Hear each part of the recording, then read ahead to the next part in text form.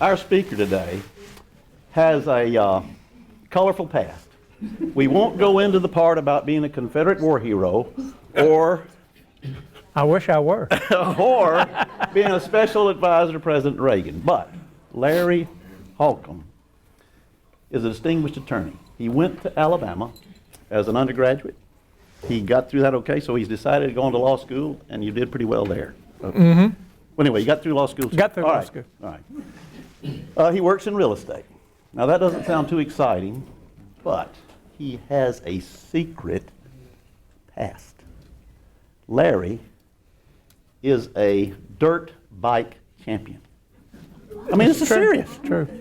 He has won multiple trophies, and only 5 years ago he took his last ride. That was not too long before that Dr. Swade worked on his back. True.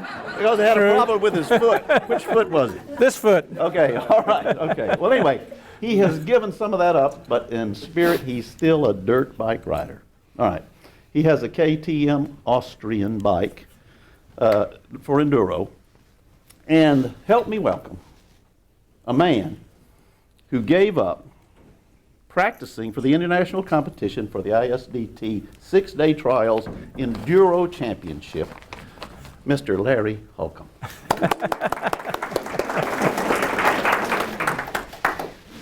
That part is true, although my wife would not ask that I make you aware of that. The surgery wasn't successful. I still have a brace on my foot, but that's a whole nother story. Russ called me last night, and he asked me what type of material we'll need, extra screens and computers and projectors for the class. And I told him we really wouldn't need anything. And he says, so you would say you're not a high-tech teacher? And I said, no, I'm really not high-tech. And he said, well, you know, last week that John Hill spoke, and he's really high-tech and did a great job. And in fact, he did, and I really enjoyed John's presentations and his classes and the fact that he is high-tech and does an excellent job.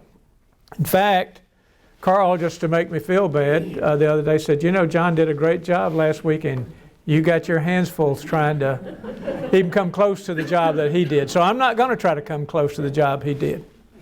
Russ then asked me, said, well, if you're not high-tech, I guess you must be low-tech? And I said, well, Russ, I'm really not low-tech. No-tech. I am no-tech. Cliff, that's my punchline. But I am no-tech. I am, as my daughter will attest. And she said, don't mention her in this class because I would embarrass her. But she would, if I had asked her to explain to Russ, I am no-tech. I really am. So be that good or bad, I am no-tech. I have a couple of people that I've asked to read a verse, and AB, I'm going to ask you to read one too, if you will. And in fact, the three of you will be reading the same verse. What was that again? Acts 2:37. Russ asked me this morning, he says, and Larry, what's your topic? I said, well, that's going to reveal itself as we begin our lesson. So you're probably supposed to have a big board and saying the lesson today is this. It will become known to you shortly. I've asked Leon, Cliff, and AB to read the same verse, and it'll become apparent, I hope, that there is a reason for this. But Leon, if you will, Acts 2:37. When the people heard this, they were cut to the heart and said to Peter and the other apostles, brothers, what shall we do? Okay, thank you. Cliff? Now when they heard this, they were pricked in their heart and said unto Peter to the rest of the apostles, men and brethren, what shall we do? Okay. AB? Now, when they heard this, they were pierced to the heart, and said to Peter and the rest of the apostles, brethren, what shall we do? Okay, thank you. There is a reason that I want to start with that verse. Let me give you a little background, and let me tell you, if anyone asks my teaching style, if I have a teaching style, I much prefer just kind of, I'm more of a storyteller. I don't know if I'm going to tell a story today, but I like to just tell stories. That's my nature and background. I'm not good really at fixing a complete presentation where I have every word set forth so that I know everything I'm going to tell you. I'm just going to sort of tell you what comes from the heart as I speak. Now, I have a general outline of what I'm going to say, but if I were to give this same lesson next week, even to this same class, I would probably say something different because my words are not set forth specifically. But the verse that we've just read, Acts 2:37, comes from the book of Acts. This is what we commonly refer to as the first recorded gospel sermon, where Peter is preaching to the people there on that occasion. There was a large crowd, and I say a large crowd only from the sense that we know that when Peter had spoken that there were 3,000 that responded to his message and were baptized. So there had to be a large crowd. How many? I don't know. It'd be speculation as to how many were there.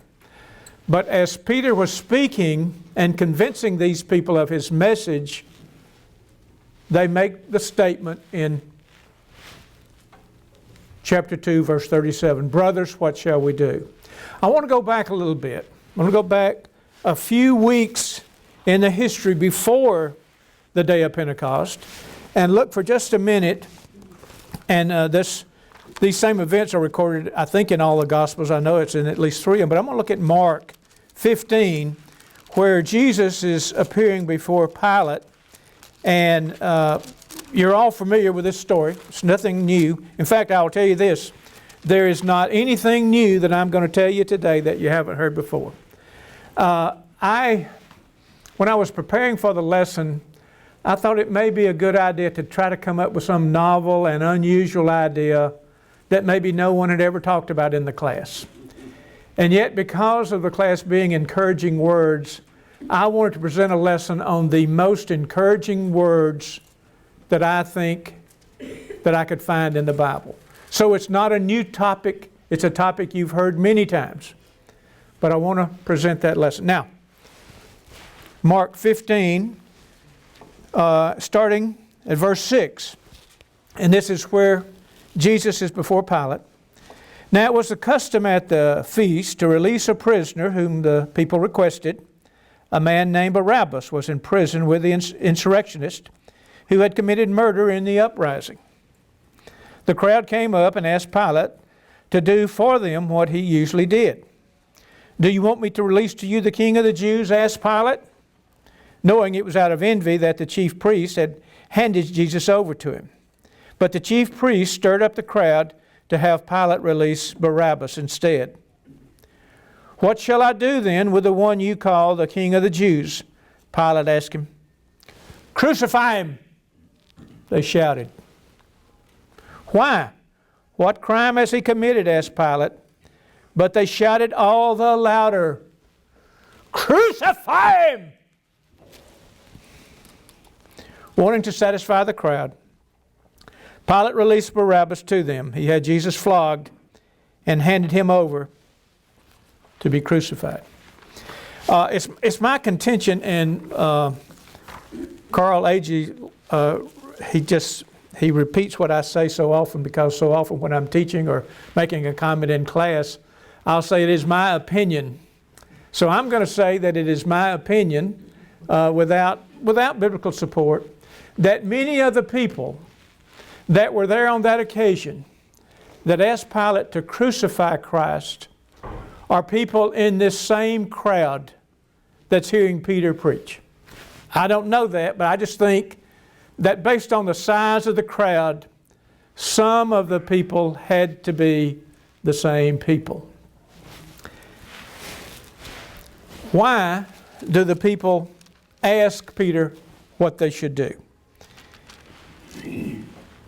This is once again in chapter 2, starting in verse 22. "Men of Israel, listen to this. Jesus of Nazareth was a man accredited by God to you by miracles, wonders, and signs, which God did among you through him, as you yourselves know. This man was handed over to you by God's set purpose and foreknowledge, and you, with the help of wicked men, put him to death, by nailing him to the cross. But God raised him from the dead, freeing him from the agony of death, because it was impossible for death to keep its hold on him. Here these people, some of which were, in my opinion, there asking that Pilate have Jesus crucified, are now hearing for the first time the message of the resurrection of Christ. We hear the message of the resurrection so often that I don't think we can even comprehend what it would have been like to these people to hear that message for the first time. To hear that story for the first time. And then immediately preceding verse 37, that was just read a few minutes ago, it reads like this in verse 36, "Therefore let all Israel be assured of this, God has made this Christ, whom you crucified, both Lord," this Jesus whom you crucified, both Lord and Christ. The people, some of which are the same, in my opinion, that ask that Christ be crucified, have now heard the message of His resurrection. And they are cut to the heart. They believe. They believe that they have had crucified their Messiah, the Messiah that they had looked for so many years, for hundreds of years. And now they're told, you crucified Him. And they're cut to the heart because they believe what Peter preached. And they ask, brothers, what shall we do? Except. I don't think that's the way they said it. Here's the way that I think they said it. And I don't know, everybody has their own idea. That's the reason I asked it to be read 3 times, because they're words on a page. I think they probably said something like this: brothers, what shall we do? We've crucified our Savior. Did they say that? I don't know. But it's a lot different from reading, brothers, what shall we do? They believe the message. Now, you know the answer to this question. I'm going to ask the question, but you know the answer, because the answer to the question is our lesson today. What happened between the time that they said crucify Him and the day of Pentecost? What happened? Say it. He rose from the dead. I cannot begin to tell you the importance of that message. Jesus rose from the dead. We hear this message every Easter. We hear this message thousands of times. I don't know how many thousands of times I've heard the message that Jesus rose from the dead. And yet, it somehow lost its meaning. I read the message, and it's kind of like, so, I've heard that before.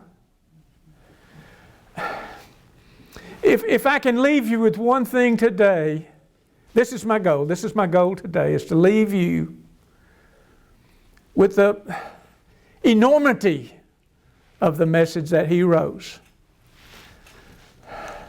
If we preach the story of the cross, Christ crucified, and we fail to preach the resurrection, we have told an incomplete story. If we preach the resurrection without the story of the cross, we preach an incomplete story. The story is that Jesus was crucified, dead, and buried, and died for our sins, and was raised from the dead. I heard a story, and I don't know this to be true, so I relate it just as the way I've heard it, but I heard a story that occurred 10 years or so ago in denominational group in Birmingham. I won't even mention the name because it's not important to the story. But the story is told that the minister from this particular congregation had confessed to his congregation that he could no longer believe in the resurrection. And the congregation, based on the story, about half the congregation voted to keep him as their minister, and about half voted to remove him. And I'm thinking, how can half the people vote to keep as their minister a man who says he doesn't believe in the resurrection? I don't understand it. I can't comprehend it. But I am telling you that belief in the resurrection is essential to our salvation. Okay. Let me just relate, and this is not for purposes of being all-inclusive, but just 2 or 3 occasions where both Peter and Paul preaches the message of the resurrection. Peter, we've just seen in Acts 2, his message in the first recorded gospel sermon. You know, we always say recorded because as far as we know it is the first gospel sermon, but it's the only one we read about in the Bible, so we refer to it as the first recorded gospel sermon. But Peter preaches the resurrection, and to the best of our knowledge, for the first time, the crowd heard that message, and 3,000 responded to the message. Now, it's interesting that in Acts 3, and I'm just giving you examples of the fact that both Peter and Paul preached this message. In Acts 3, where we have the story about Peter and John, and they healed the crippled man at the gate called Beautiful. And then Peter preaches to the crowd on that occasions, and he makes this statement, you disowned the holy and righteous one and asked that a murderer be released to you. This is in Acts 3 and starting in verse 13. Or actually verse 14. You killed the author of life, but God raised him from the dead. We are witnesses of this. In his second recorded gospel sermon, Peter is preaching the resurrection of Jesus. Acts 2, resurrection of Jesus. Acts 3, resurrection of Jesus. Acts 10. Let's go over to Acts 10. Acts 10 is the story of the conversion of Cornelius. And you all know that story about how Peter had been praying and had seen this vision, and ultimately the people come from Cornelius, and he comes to where Cornelius is. And in preaching then to Cornelius and the Gentiles, this is the first story of the conversion of Gentiles. In verse 39 in Acts 10, we are witnesses of everything he did in the country of the Jews and in Jerusalem. They killed him by hanging him on a tree, but God raised him from the dead on the third day and caused him to be seen. He was not seen by all the people, but by witnesses whom God had already chosen, by us who ate and drank with him after he rose from the dead. Peter, in the first sermon that we have preached to the Gentiles, is preaching the story of the resurrection. I want to impress upon you the importance of that. The importance of that. How important it is. Let me give you just a few examples of Paul in his preaching. Okay? I'm going to begin. I actually have some notes. Maybe I should look at my notes. They're pretty large. Actually, when I started this lesson and I was looking at my notes and I timed myself, the lesson lasted 4 minutes and 13 seconds. So I thought maybe I should expand it a little bit. Acts 13, verses 26 through 32. And this is when Paul and Barnabas were on their first missionary journey. On this occasion, Paul is preaching at Pisidian Antioch. So in verse 13, and chapter 13, pardon me, in verse 26, he begins, "Brothers, children of Abraham, and you God-fearing Gentiles, it is to us that this message of salvation has been sent. The people of Jerusalem and their rulers did not recognize Jesus, yet in condemning Him they fulfill the words of the prophets that are read every Sabbath.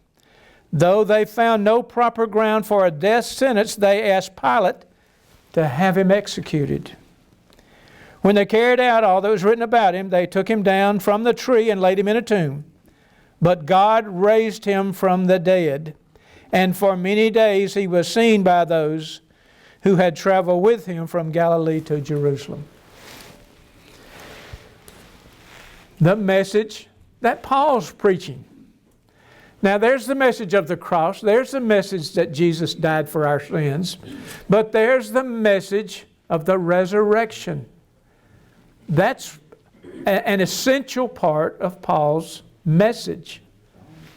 Christ was raised from the dead. Once again, just a couple other examples, and I'm just giving you examples. This is not in any way meant to be all-inclusive of these various sermons. But in Acts 17, and this is where Paul and the others have gone to Thessalonica, and in verse 2 through 4, chapter 17, "As his custom was, Paul went into the synagogue, and on 3 Sabbath days he reasoned with them from the Scriptures, explaining and proving that the Christ had to suffer and rise from the dead." Just another example of his message. And also, Paul in Athens. Verse 18, a group of Epicurean and Stoic philosophers began to dispute with him. Some of them asked, "What is this babbler trying to say?" Others remarked, "He seems to be advocating foreign gods." They said this because Paul was preaching the good news about Jesus and the resurrection. So, the resurrection was and is an essential part of our belief.